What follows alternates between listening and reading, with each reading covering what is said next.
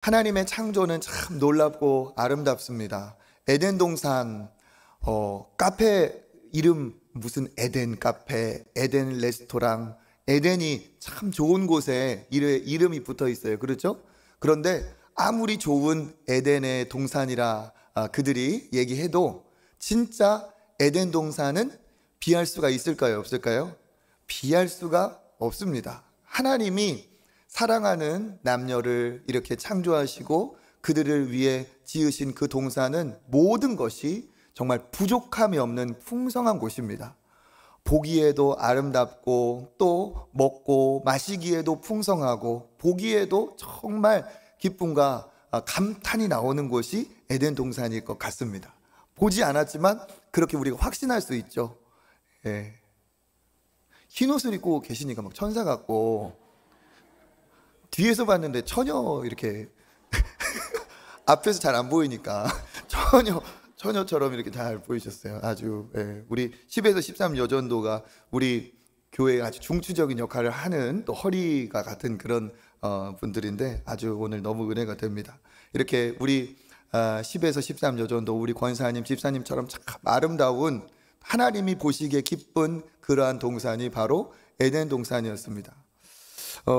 에덴 동산은 그러니까 하나도 모자람이 없는 곳, 다 풍성하게 너무 차고 넘치는 곳이죠. 오늘 이제 우리가 가을이 되면은 가을 단풍도 보러 가고 여러 가지 우리가 이렇게 자연의 아름다움을 누리지 않습니까? 그런데 그 해마다 꽃이 피고 또 이렇게 낙엽이 지고 참 아름답지만 에덴 동산은 사철 그렇게 정말 풍성하고 아름다운 절경과 아름다움이 진짜 이루 말할 수 없는 그런 곳이었을 겁니다. 하나님이 우리를 사랑하시기 때문에 그랬죠. 하나님의 그 창조하심은 지금도 인간이 따라갈 수가 없습니다. 뭐 대단한 원리, 대단한 어떤 메커니즘 막 그런 거 하지만 사실 자연에서 따온 게 얼마나 많습니까? 색깔 하나도 하나님이 만드신 이런 꽃의 그런 어떤 꽃잎 하나 색깔 따라가기가 어려운 게 이 사실이에요.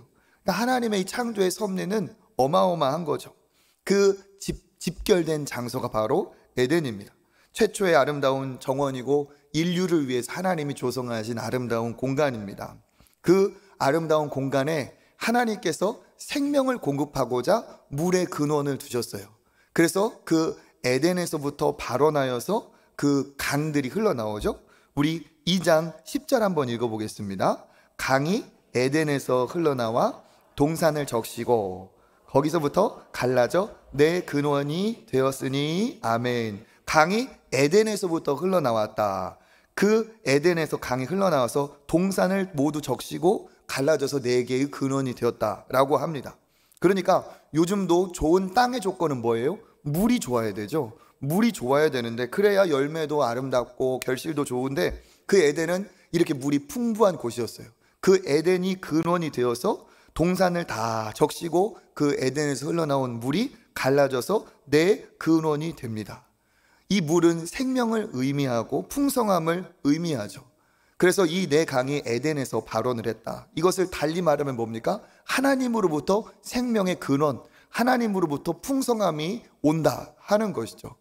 이 내 근원으로 이 물의 근원에서 내 근원으로 또 갈라지는데 우리가 얘기하는 것처럼 동서남북 몇 방향이에요? 네 방향이죠. 그러니까 이게 동서남북 방향으로 갔다라기보다는 사방으로 에덴에서 나온 그 물이 생명의 근원이 사방으로 흘러가는 모습입니다.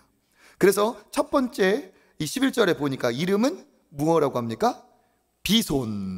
비손이라 하고 금이 있고 하윌라 온 땅을 둘렀고 베델리엄과 호마노가 있다. 베델리엄 호마노는 우리가 진짜 이게 무엇인지는 모르겠지만 정황상 아주 귀한 보물, 보화 같은 것을 얘기하죠. 13절에 보니까 둘째 강의 이름은 기혼이라. 구스 온 땅을 둘렀고 셋째 넷째는 뭡니까? 히데겔이라. 아수르 동쪽으로. 넷째 강은 유브라데더라.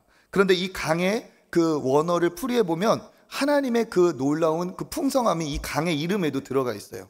비손이라는 뜻은 넘쳐서 흐른다, 넘쳐 흐른다라는 게 비손이고, 기혼이라는 것은 미혼의 반대말이 아니고 기혼은 터져 나온다. 그러니까 그 모세가 바위를 쳤을 때 물이 탁 터져 나오는 것처럼, 그럼 터져 나옴이 바로 기온입니다. 그리고 히데겔이라는 것은 물이 급하게 빠르게 흐른다는 거예요. 그러니까 물의 양이 정말 어마어마한 거죠. 그 다음에 유브라데는 고유명사로서 지금도 아주 근원이 되는 큰 강이 유브라데입니다. 그러니까 이 네 강이 사방으로 물의 근원이 돼서 막 흘러가면서 무엇을 드러내고 있어요? 생명의 그 근원이 하나님이 만드신 에덴으로부터 출발하여서 사방으로 온 생명을 살리는 물의 근원이 되고 있다는 것을 알 수가 있습니다. 여기 안에 들어있는 하나님의 그 성품, 하나님의 뜻이 있죠. 하나님은 어떤 분이신가? 풍성하신 분이고 생명의 근원이 되시는 분이고 모든 생명의 공급자가 되시는 분임을 믿습니다. 그러니까 에덴에서 이렇게 흘러나온 거죠. 그런데 이 에덴의 그 축복을 아담과 하와가 어떻게 했어요? 다 놓쳐버리고 말았죠. 사탄 마귀에 속아서. 이 에덴 동산은 정말 결핍이 없는 곳인데 사탄 마귀가 그곳에서조차 인간에게 결핍을 느끼게 하고 떠나게 했어요. 그 결과 이 사람들이 이제 하나님으로부터 분리되고 결국 어떻게 되었습니까? 헛것을 생명수처럼 찾는 갈증에 허덕이는 인생이 되어버렸어요. 그래서 예레미야는 그들의 상황을, 하나님을 떠나서 하나님 아닌 것을 생명수로 찾는 그것에 대한 안타까움으로 얘기했죠. 예레미야 2장 13절 한번 읽어보겠습니다. 내 백성이 두 가지 악을 행하였나니 곧 그들이 생수의 근원이 되는 나를 버린 것과 스스로 웅덩이를 판 것인데 그것은 그 물을 가두지 못할 터진 웅덩이들이니라. 아멘. 악을 행했다고 하잖아요. 그게 뭐냐? 분명히 하나님은 에덴에서부터 생명수를 공급하여서 사망으로 주셨는데 그들은 어떻게 했느냐? 자기 생명의 공급이 에덴, 하나님이라는 사실을 망각해버리고 어떻게 했어요? 다른 물줄기를 찾으려 했다는 거예요. 그래서 생수의 근원 대신 하나님을 버린 것이 이들에게 죄악이었습니다. 실제로 이들은 하나님이 비를 주시고 물을 주시는데 어떻게 했어요? 가나안 땅에 들어간 다음에는 그들의 농사하는 모습을 보면서 깜짝 놀라서 이렇게 해야 되나 보다. 광야를 인도한 하나님은 잊어버리고 광야를 인도한 것이 그냥 거기까지인 줄 착각을 하고 거기에서 그 바알과 아세라가 난잡한 교접을 통해 비가 온다고 생각을 하고 그 종교 행위를 따라갔죠. 그러니까 어떻게 됐습니까? 생명의 근원 대신, 생명수의 근원 대신 하나님을 실제로 버린 일이 일어났어요. 그리고 어떻게 합니까? 스스로 또 잘못한 게 있어요. 스스로 웅덩이를 팠어요. 스스로 웅덩이를 팠는데 그 웅덩이는 얼만큼 정말 허접한 것인지 물을 가둘 수 있다 없다? 가둘 수가 없다. 이게 뭡니까? 하나님을 떠난 인간이 자기의 노력으로 절대로 풍성한 만족을 누릴 수 없음을 이야기하고 있습니다. 그러니까 에덴의 그 아름다운 강의 근원을 볼 때에도 그렇고 이 이스라엘 백성의 삶의 여정을 보아도 명확하게 하나님이 보여주시고 우리가 믿어야 될 게 있어요. 우리의 풍성한 생명의 근원, 생명수의 공급자는 누가 되신다? 오직 여호와 하나님이시다. 하나님 아닌 것을 내 생수의 근원으로 삼는다면 그것은 어떻게 돼요? 절대로 나에게 만족이 되지 않죠. 잠깐 그것이 오히려 더 큰 것을 앗아가는 실수가 됩니다. 또 뭡니까? 내 노력으로 웅덩이를 아무리 크게 파놓아도 그 웅덩이는 다 새어나가 버린다는 거죠. 하나님 앞에 우리가 하나님 아닌 것으로 노력할 때 어떻게 돼요? 결국은 다 의미가 없게 되는 거죠. 하나님이 기억하시는 것만 의미가 있고 하나님이 우리에게 영원한 의미를 부여하신 것만, 그것이 진짜 의미가 있는 줄 믿습니다. 그러니까 오늘 말씀을 통해서도 비의, 물의, 생명의 공급자는 하나님이신데 이걸 버리는 안타까움이 있었다는 거예요. 바알과 아세라, 오늘도 마찬가지입니다. 하나님 아닌 것들로 풍요함을 누리려고 하고 만족을 느끼려고 하면 결국에는 어떻게 하냐? 잠깐은 그것이 진짜 순간에 단맛을 주는 것 같지만 그것이 나를 어떻게 해요? 결국은 배신하는 거예요. 그것이 나에게 진짜 좋은 것 같아서 따라갔는데 하나님 아닌 다른 것을 따라간 결과 어떻게 되느냐? 비참해지는 결과가 있습니다. 오늘도 우리가 얘기를 나눴던 것처럼 젊을 때야 제3의 성을 얘기하고 남자가 남자를 좋아한다 하지만 그들의 신체 기관이 순리대로 들어가는 곳이 있고 나가는 곳이 있는데 하나님의 순리대로 사용하지 않은 결과가 뭘까요?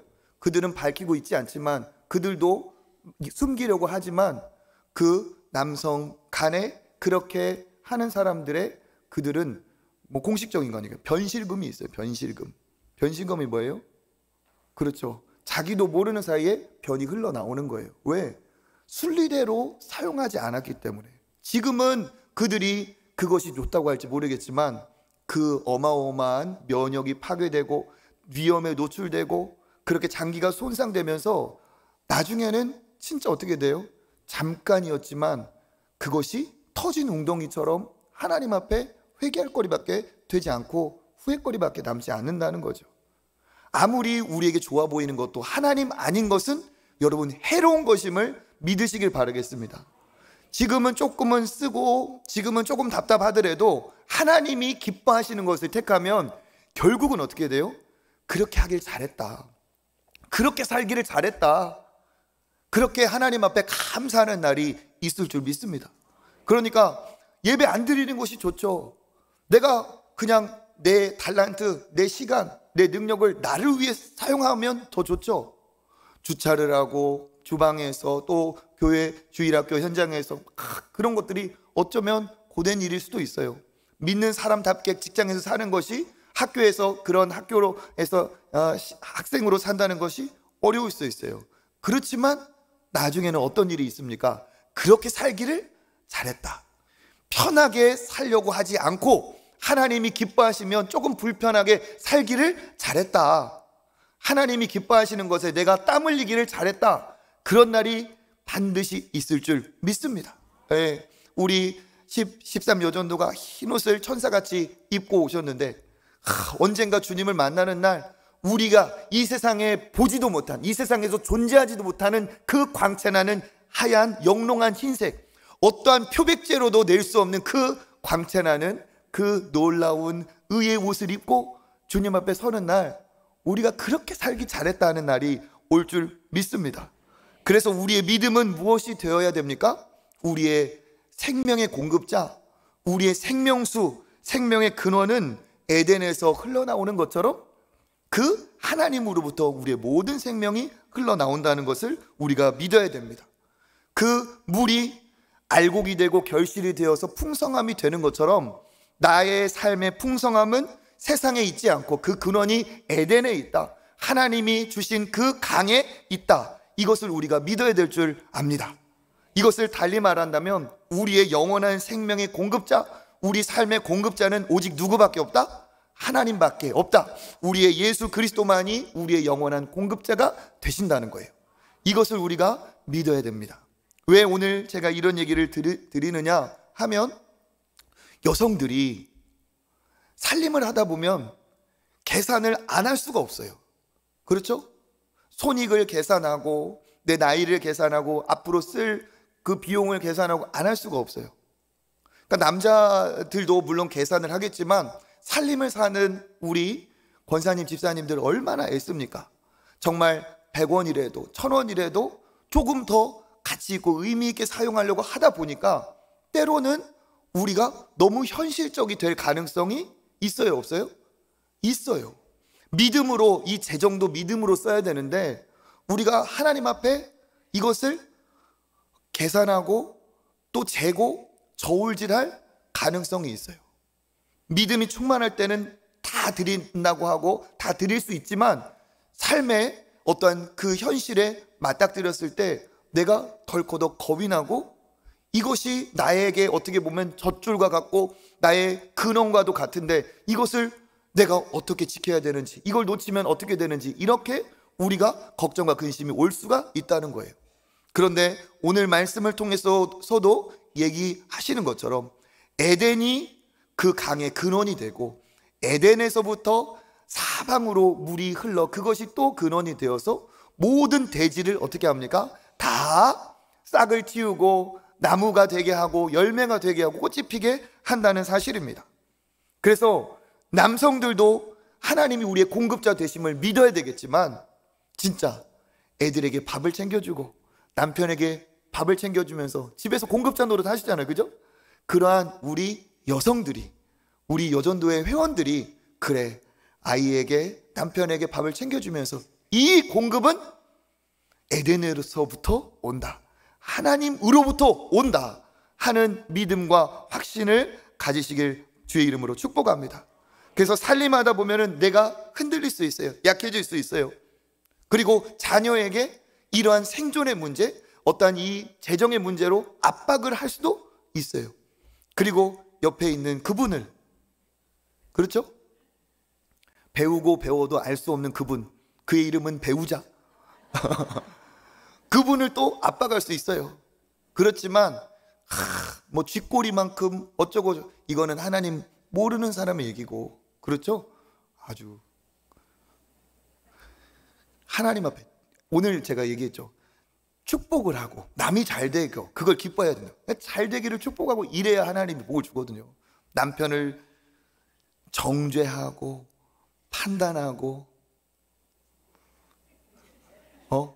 그래 쥐꼬리는 아니지만 뭐라고 해야 되냐 이렇게 해서는 남성들이 기가 살지 않고, 그런 말을 듣고 그런 말이 오가는 가정에 하나님의 복이 임할 수가 없습니다.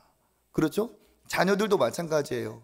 애들이 좋은 대학 가고 좋은 직장에 가면 참 좋겠지만 그것이 목적이 돼서 하나님이 우리 아들, 딸을 인도해 주신다는 확신이 있고 우리 자녀들의 공급자가 하나님이라는 확신이 있어야지, 네가 이거 그렇게 하면 될 것도 안 된다는 거죠. 그래서 뭡니까? 우리에게는 믿음이 있어야 됩니다. 하나님이 공급자 되신다, 하나님이 주신다. 하나님이 주시는 거는 보세요, 찔끔찔끔 한 방울 두 방울 그냥 겨우 혀가 마르지 않을 정도로 주시는 게 아니라, 여기 보세요, 비손 넘쳐 흐름, 기호는 터져 나옴, 희대계는 빨리 흐름, 그죠? 이렇게 하나님이 주시는 거예요. 오병이어의 기적을 보세요. 그 아이의 작은 도시락 그 사이즈의 그 한 끼를 가지고 예수님이 몇 명을 먹입니까? 5,000명을 먹이고, 또 남자만 5,000명이고 12바구니를 거두었다고 했어요. 예수님이 능력이 모자라 가지고 이렇게 체크하면서 한 게 아니에요. 5,000명, 50명이 아니고 50명을 먹여도 대단할 텐데 거기에 10,000명이 있었으면 10,000명 다 먹였을 거예요. 그렇죠? 그러니까 하나님의 공급은 이와 같이 풍성하다는 사실입니다. 내가 영원한 공급자 되신 하나님과 맞닿아 있으면, 내가 영원한 공급자 되신 하나님과 동행하면 하나님께서 우리의 목자가 되어주셔서 쉴만한 물가로, 잔잔한 물가로, 또 푸른 초장으로 그냥 목자만 따라가면 양은 해결이 되듯이 우리에게 그런 공급자가 되어주실 줄 믿습니다. 그래서 우리가 믿어야 될 말씀이 있죠. 마태복음 6장 24절에서 우리 25절 읽어보겠습니다. 한 사람이 섬기지 못할 것이니 혹 이를 미워하고 중히 여기고 저를 경히 여김이라. 너희가 하나님과 재물을 겸하여 섬기지 못하느니라. 그러므로 내가 너희에게 이르노니 목숨을 위하여 무엇을 먹을까, 무엇을 마실까, 몸을 위하여 무엇을 입을까 염려하지 말라. 목숨이 음식보다 중하지 아니하며 몸이 의복보다 중하지 아니하냐. 아멘. 그러니까 두 주인을 섬길 수 없다는 거죠. 하나님과 재물이에요. 이 재물의 힘이 너무 강력합니다. 그래서 재물을 따라가다 보면 당연히 하나님을 놓칠 수밖에 없어요. 그러니까 하나님은 뭐냐? 공급자는 재물이 아니고 하나님이시다. 하나님을 따라가면 하나님이 공급해 주신다는 거예요. 그러니까 몸이 중요하냐, 옷이 중요하냐? 그런데 몸이 중요한데 우리는 몸보다 옷을 더 잘 챙기려고 하는 그러한 이 역전 현상이 벌어질 수 있다는 거예요. 아무리 귀한 옷으로 잘 차려입어도 안이 썩어 있으면, 안이 허약하면 어떻습니까? 그게 비참한 거죠. 그냥 다른 간소하게 갖춰 입는다고 할지라도 내 내면이 강건하고 내 육신이 건강한 것이 그게 축복인 줄 믿습니다. 네, 할렐루야. 그렇죠?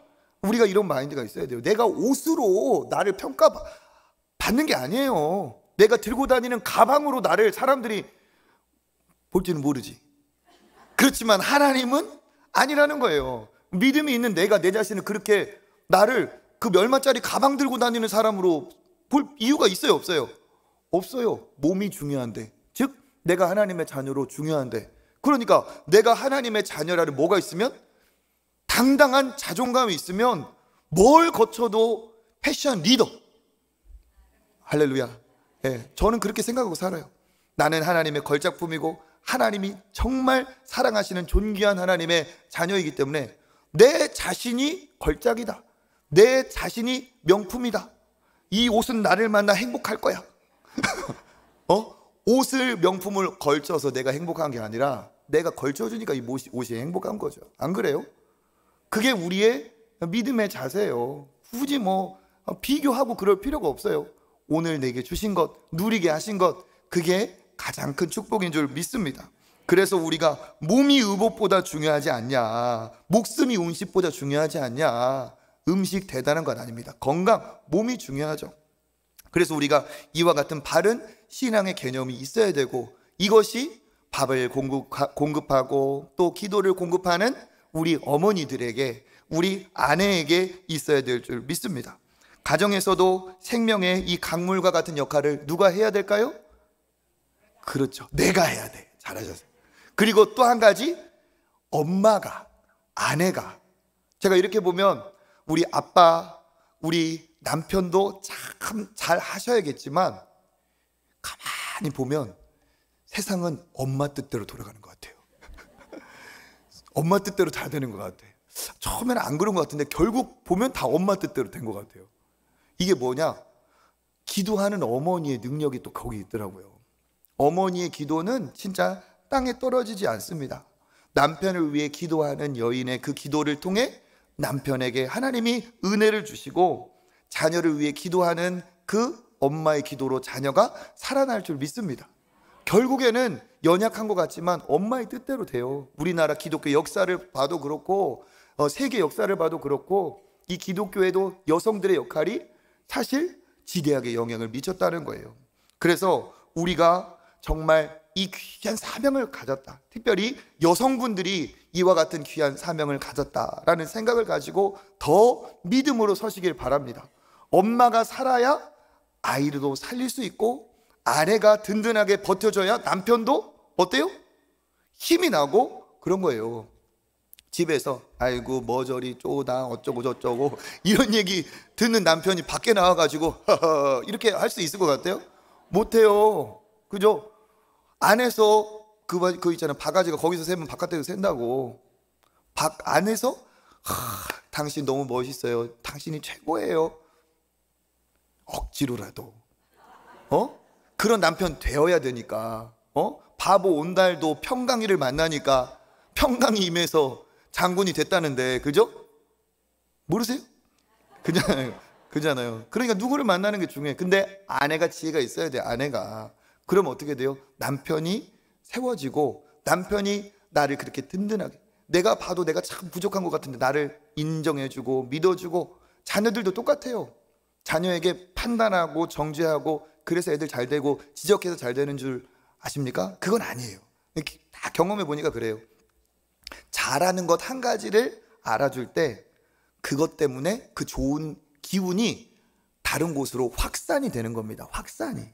그러면서 어떻게 돼요? 하나밖에 내 눈에 들은 게 없었는데 그 하나를 기억해 주니까, 하나가 아이들 입장에서는 이거 했더니 엄마가 좋아하시네.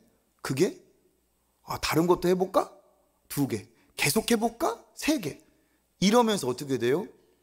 그 자녀가 달라지는 거예요. 그런 부모를 만난 자녀는 복 받은 겁니다. 근데 우리가 그럴 수 있어요. 세상과 달라요. 왜? 우리는 믿음이 있으니까. 지금 보이는 것보다 그 앞날을 하나님께서 축복해 주셔서 더 귀한 자녀들로 세우실 것을 우리가 어떻게 하니까? 믿으니까 믿음을 가지고 축복하고 믿음을 가지고 칭찬을 해주는 거예요. 그럼 어떻게 되느냐? 그 날이 반드시 오게 될 줄 믿습니다. 이와 같은 생명수와 같은 역할을 누가 해야 될까요? 우리 여성들, 그리고 바로 저와 여러분이 해야 될 줄 믿습니다. 그렇게 하려면 우리가 어떻게 해야 돼요? 우리의 연약함까지 다 짊어지시고 우리의 연약함까지 다 덮어주신 예수님의 마음이 있어야 됩니다. 복음으로 격려하고 위로하고 다그침이나 질책이나 지적이나 책망이 아닌 위로하고 격려하고 붙들어 줄 때 그때 어떻게 돼요? 살아나는 거예요. 그때 안 그래도 말라 비틀어지려고 하는데 그거를 막 손가락질하면 더 죽는 것이고, 물을 주고 다듬어 줄 때, 쓰다듬어 줄 때 다시 일어나게 될 줄 믿습니다. 그래서 믿음으로 고백하고 우리가 선포해야 되겠어요. 내가 우리 가정에 은혜를 흠뻑 받아서 에덴에서 흘러나온 그 생명수가 비손이 되고 히데겔이 되고 기온이 되고 유브라가 된 것처럼 내가 그 하나님의 큰 은혜를 받아서 이 축복의 통로가 돼서 우리 가정의 생명의 공급자가 되고 생명수 같은 그러한 아내, 생명수 같은 그러한 어머니, 생명수 같은 그런 믿음의 사람이 되어야겠다. 그렇게 할 때 하나님께서 우리를 통해 역사하여 주실 줄 믿습니다. 이것이 신앙의 아내, 신앙의 부모, 믿음의 사람의 역할입니다. 나를 통해서 사방으로 하나님께서 생명을 흘러나게 하시겠죠. 어떻게 할 때? 예수 그리스도와 함께 할 때. 예수님이 말씀하십니다. 요한복음 7장 38절 시작. 나를 믿는 자는 그 배에서 생수의 강이 흘러나오리라 하시니 아멘. 지난번에도 한번 전했던 말씀이죠. 나를 믿는 자는 어떻게 돼요? 생수의 강이 흘러나온다. 그러니까 그 예수 그리스도로 인하여 내 안에서 그냥 은혜의 강이 터져 나와서 내가 살릴 수 있는 사람이 된다는 뜻입니다. 그렇게 이 믿음의 부모가 신앙이 좋을 때, 특별히 아내가, 여인이 믿음으로 살 때 결국은 하나님께서 그곳을 에덴과 같이 풍성하게 정말 누리게 하여 주실 줄 믿습니다. 그런 은혜가 특별히 10에서 13 여전도에 있기를 간절히 축복하고, 그리고 그 우리 10에서 13 여전도 회원이 있는 가정도, 또 모든 우리 여전도회를 비롯한 모든 우리 교회 부서 안에도 이와 같은 생명수의 은혜가 넘치시기를 주님의 이름으로 축복합니다. 특별히 여전도회 임원을 맡으신 분들, 하나님께서 더 큰 축복을 주시고 복의 복으로 채우시기를 주님의 이름으로 축복합니다.